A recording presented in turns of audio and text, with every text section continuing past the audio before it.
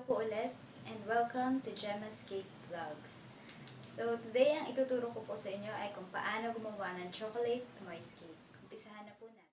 Ang mga sangkap po na kakailanganin natin sa paggawa ng chocolate moist cake ay flour,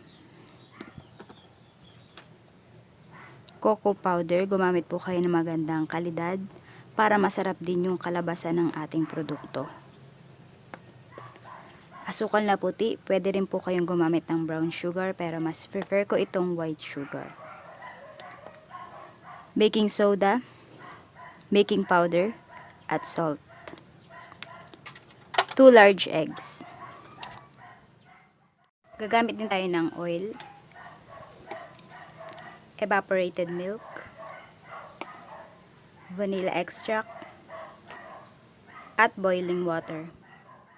Ang mga sangkap na kakailanganin natin sa paggawa ng chocolate moist cake. Sa pagbe-bake naman, gagamit po ako ng aluminum pan. Ang size nito is 6x3. Pero pwede naman po kayong gumamit ng regular pan, okay lang po yun. Sayang lang kasi dahil may stock lang to sa bahay. Kaya ito na lang yung gagamitin ko. Bago tayo magsimula, preheated na po ang oven natin for 150 degrees Celsius. Hain na natin yung mga dry ingredients sa isang bowl. Flour, sugar, cocoa powder,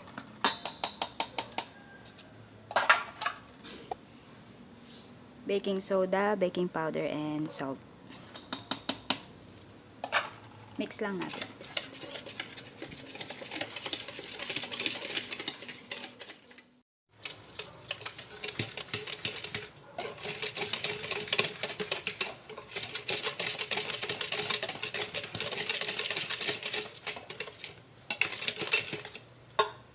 Set aside lang na. Pagsamasamahin naman natin yung mga wet ingredients.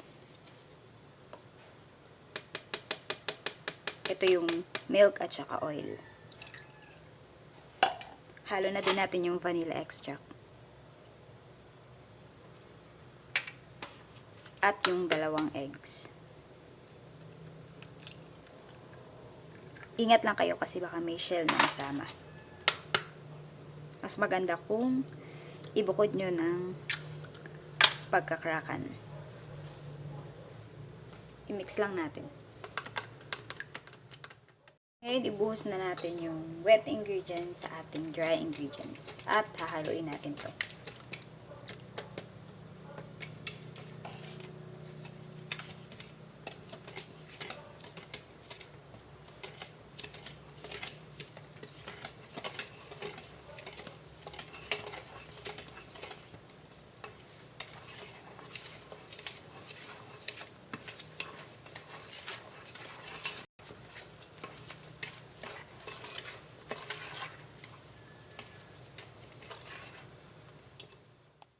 Pag nahalo nyo ng mabuti, i-add na natin yung boiling water. Kalahati lang muna. Dahan-dahan lang kayo kasi mainit to.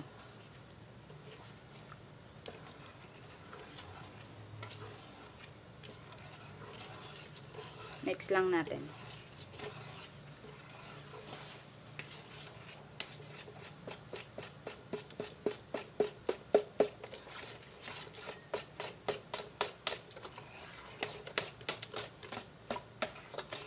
Huwag nyo din siyang i-overmix kasi babagsak. Or may ipon sa ilalim yung ating chocolate cake. Kaya alalay lang din sa paghahalo.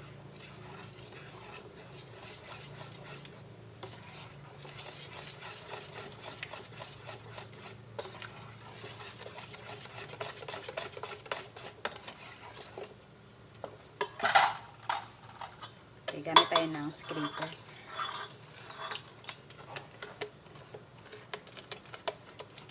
Para hanggang ilalim, halong-halo.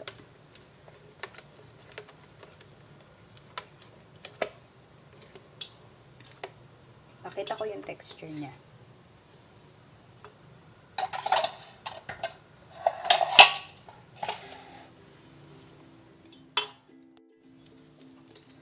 Ito yung texture niya. Para siyang pancake. Ilipat na natin sa pagbe-bake natin. So, dito natin i-bake. Hindi ko na siya lalagyan ng oil or anything. As is na siya na dito ko i-bake direct. Pero kung gagamit kayo ng baking pan, lagyan nyo ng parchment paper sa ilalim. Para mas madali nyo ma-release. Okay, sukatin natin ng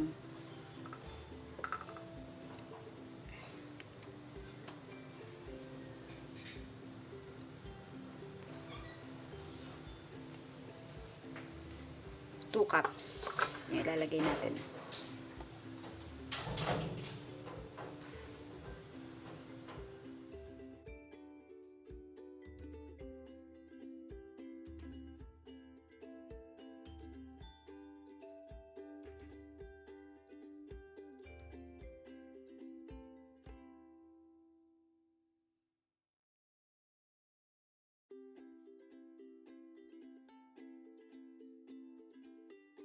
Kaya nakagawa ako ng tatlong 6x3.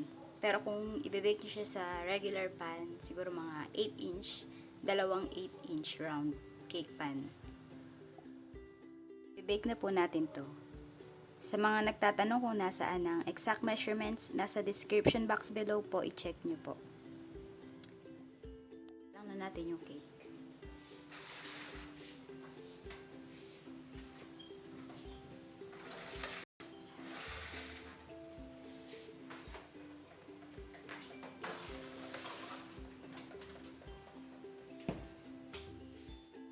Nakahango ko lang po sa oven.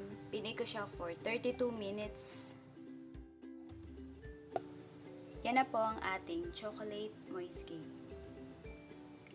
Papalamigin ko lang and papakita ko sa inyo yung loob niya. Kung wala kayong toothpick, ito ang paraan para malaman nyo kung luto na ba ang cake. I-press nyo lang siya at kapag bumalik, ibig sabihin luto na siya.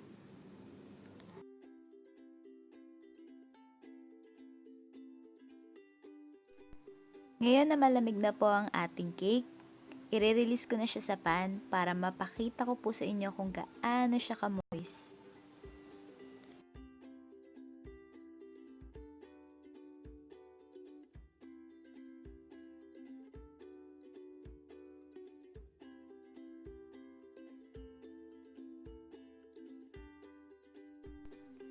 Hahatiin ko na po. Tada! Diba? Ayan, makikita nyo na yung loob. Sobrang moist niya. Perfect po ang ating pagkakagawa. Sundin nyo lamang po ang aking instruction at check na ganito din ang kalalabasan ng inyong moist cake. Sa totoo lang, nakain ko siya kahit wala siyang frosting kasi ang sarap niya.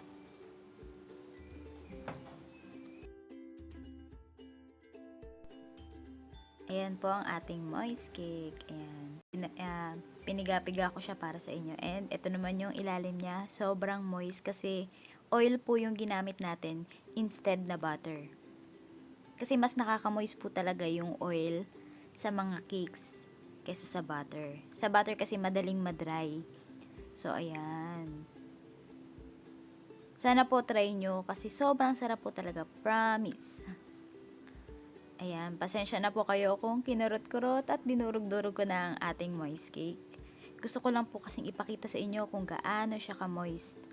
So, thank you for watching po and don't forget to subscribe on my channel and click nyo din po ang bell button para lagi kayong updated every time na may uploads ako. Bye!